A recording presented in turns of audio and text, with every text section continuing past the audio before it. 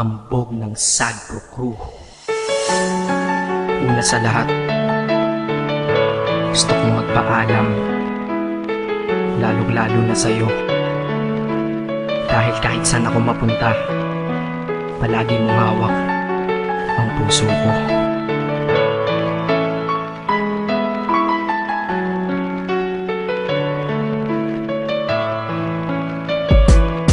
Hindi ko ginusto ang ilayo ako sa'yo, mahal. Ngunit ito ang desisyon ng tadhana at may kapal. Alam ko di ako'y magtatagal sa lugar na to na kung saan wala ka. Kaya kulang-kulang ako, hindi lang araw, hindi lang buwan, kundi ilang taon. Tayo ay di magkikita, makakaya po ba yun? Sa tingin ko hindi ko kaya. Dahil ako'y mamamatay kapag wala ka. Wala ka, nandito sa aking tabi, kaya di na mapigil ang luha. Gusto kitang makapiling, mayakap, mahalikan yun lang di ko pa makuha. Dahil ilang kilometro at milya ang ating distansya at ating pagitan. Pangungulila ko sa iyo, yan ang resulta ng aking biglaang paglisan. Di ito madali para sa'yo, ngunit mas hindi madali ito para sa'kin. At alam ko hindi tayo magkakalapit kahit sa 1,000 dalangin. Nadadamaan lungkot at buot, hinagpisat ang pagkabigo at pasakit. Ngunit gaano ka man kalayo sa aking puso, palagi ka ditong malapit. Isip ko kung bakit ganito ang langit, nilayo ako sa'yo. Hindi ko matanggap, mahirap magpanggap na ako'y hindi bigo. Ngunit di ko rin inasahang mangyayari to.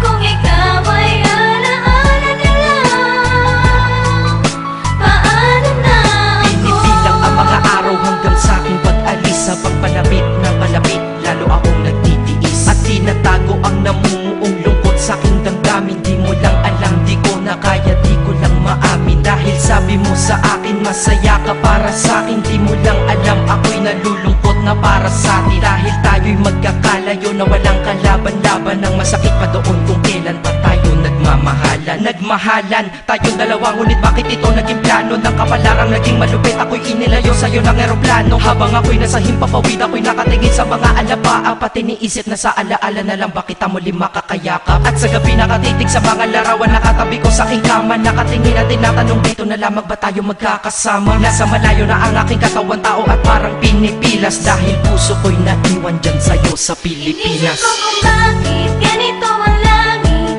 nilayo ako sa'yo. Hindi ko matanggap, mahirap magpanggap na ako'y hindi bigo. Ngunit di ko rin inasahang mangyayari to.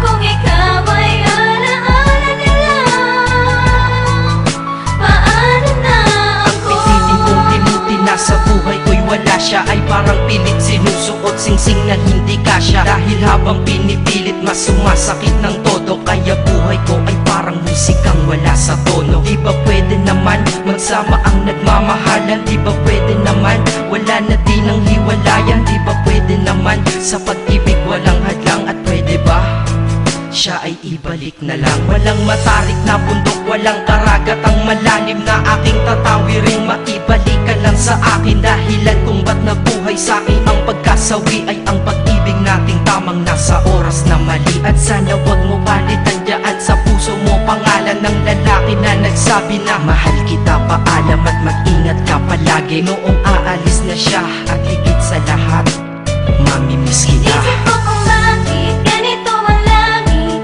nilayo ako sa'yo. Hindi ko matanggap, mahirap magpanggap na ako'y hindi bigo. Ngunit di ko rin inasahang mangyayari to.